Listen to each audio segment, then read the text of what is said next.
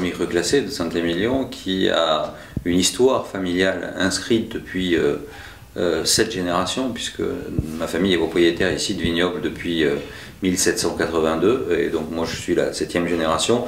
Mais c'est un vignoble important puisqu'on a 34 hectares aujourd'hui, dont 26 presque classés en premier cru classé, avec une situation assez exceptionnelle puisqu'on est situé sur la côte sud de Saint-Émilion, et avec un encépagement aussi tout à fait exceptionnel, puisque en dehors des 50% de merlot un peu traditionnels sur les côtes argilo-calcaires, on a presque 50% de cabernet, donc presque la totalité de cabernet franc. Alors ça vient le nom d'Angélus, c'est en fait cette prière dans le monde catholique, de la chrétienté, c'est la ponctuation de la journée de travail. Les cloches sonnent le matin et sonnent le soir, 7h le matin et 7h le soir, et donc on prie pour remercier le Seigneur de nous donner une journée de travail. Et alors pourquoi ça s'appelle Angélus ici? Parce que nous sommes à la croisée de 3 églises, l'église principale de Saint-Émilion, la très belle église romane de Saint-Martin-de-Mazras et la petite chapelle de Mazras, qui les 3 sonnaient l'Angélus le matin et le soir. Et comme la situation de la propriété d'Angélus était dans une sorte d'amphithéâtre absolument fantastique, il y a une notion de résonance, et c'est parce que l'on entendait ici plus que partout ailleurs sonner Angélus que ça s'appelle l'Angélus. Les plus vieilles bouteilles qu'on retrouve ici à Angélus, on retrouvait chez Fauchon des Angélus dans les années 1860, et la plus vieille bouteille qu'on ait ici en cave c'est 1898.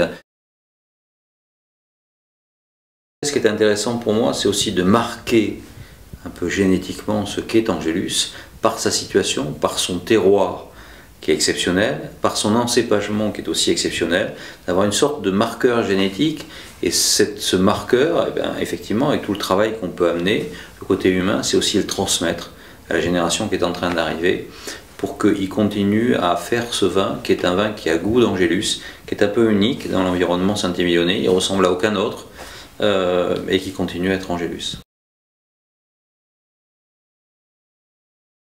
Il y en a une petite trentaine, donc, mais essentiellement bien sûr dans la région bordelaise. Il y en a 3 ou 4 à l'extérieur. Au total c'est une trentaine, donc avec un axe quand même qui est plus orienté rive droite, puisque je suis un homme de la rive droite. J'ai une formation d'énologue, et donc j'ai toujours été attiré par le côté technique. Et au début des années 2000, un jour j'ai reçu un appel du nouveau propriétaire du Clos de Jacobin, qui était la famille précédente, celle des De Coster, qui m'appelle et qui me dit voilà, je voudrais que vous vous occupiez de la propriété. J'ai trouvé que c'était, à l'époque j'avais 44 ans, je trouvais que c'était une bonne période dans ma vie après avoir beaucoup travaillé sur Angélus, sur Fleur de Bois que je venais d'acheter, de me dire tiens, c'est peut-être une occasion de travailler aussi un petit peu pour les autres, de s'ouvrir l'esprit, d'avoir une autre image de ce que pouvait être aussi la complexité des terroirs. Donc j'ai accepté, c'était le début pour passer de 1 en 2000 à aujourd'hui une trentaine de domaines. L'objectif, c'est l'objectif de l'excellence en fait. Ce qui est important, c'est pas de faire du Pessac-Léognan à Pomerol ou du Médoc à Saint-Émilion, pas du tout. C'est important, c'est que dans chaque endroit, et puisque je m'occupe aussi de vignobles qui sont moins prestigieux, par exemple du Clos Chaumont, qui est une propriété de première côte à Aux, à côté de la Sauve, dans l'Entre-deux-Mers. Ce qui est important pour moi, c'est de faire qu'à chaque fois, dans chaque lieu, on privilégie l'excellence et on essaie d'avoir l'expression de sa région, mais toujours dans l'excellence. C'est ça qui est important. Remporter les palmes, mais remporter les palmes qui ne sont pas les palmes simplement du plus grand vin, mais du plus grand vin de sa région. Alors moi je suis un technicien avant tout, donc ce qui m'intéresse beaucoup c'est l'aspect purement technique, de la vigne jusqu'à la bouteille, même si après j'aime bien la communication, chacun le sait, et si je peux accompagner et aider, mais l'activité mon activité de consultant c'est technique avant tout. C'est passionnel, ce métier est résolument passionnel et la part de l'humain est déterminante. Bien sûr le terroir c'est important, bien sûr le lieu, l'appellation, les cépages, mais mais l'humain est le centre de la vie, et le centre de la vie aussi pour la viticulture. Donc vouloir faire du vin sans rencontrer, sans vivre la vie du vigneron, pour moi ça me paraît extrêmement compliqué. Donc j'en ai besoin, je me nourris de ces échanges, je pense apporter, parce que c'est ça mon rôle aussi, mais ce que l'on n'imagine peut-être pas, c'est que je reçois aussi beaucoup. Ce qui me permet peut-être d'être meilleur aussi à un moment, parce que quand on reçoit, on peut être meilleur. Et pour moi, cette partie d'accompagnement, de présence dans le vignoble, ben, ça justifie le fait que je sois consultant. Dans ma démarche à moi, je pense que je ne serais plus consultant si j'avais à ne pas être présent physiquement, à toucher la feuille de vigne, le raisin, à regarder la terre, à regarder les racines de la vigne, à être dans les chais pendant la vinification. Je crois que pour moi c'est essentiel dans mon métier de consultant.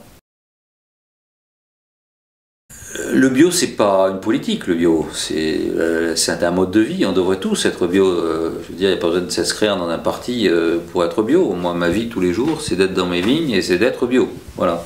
Donc j'ai pas besoin de l'écrire sur l'étiquette. Je crois qu'on devrait beaucoup moins en parler, beaucoup plus agir. On devrait tous être bio. C'est une recherche, c'est une quête. C'est la quête du Graal, on devrait être bio. Ceci dit, dans la vie, les choses ne sont pas toujours aussi simples. Et que pour des raisons de climatologie, de terroir, on n'arrive pas forcément à adapter du bio tout le temps. Mais c'est une quête. Donc certains l'écrivent, se certifient.